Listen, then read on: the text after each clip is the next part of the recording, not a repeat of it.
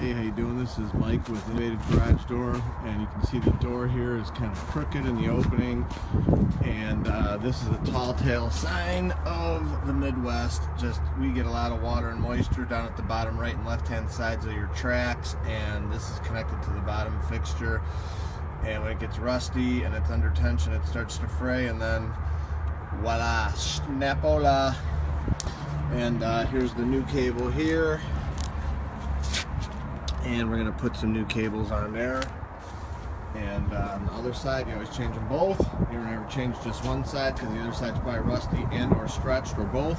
There's all the tools we're going to do it with: vice grips, winding bars, and a big screwdriver to pop the cables on the bottom. And the ladder's going to go into the garage, so we're going to carry everything through the house. So this is how we do the broken cables at Innovative. Change them both always, and we use a high-grade aircraft cable. We don't use the cheap stuff. Innovative 632-719-343, www.innovativedoor.com. Thanks for watching our broken cable rusty track video, and as always, I encourage everybody to praise the Lord. Thank you for watching our video.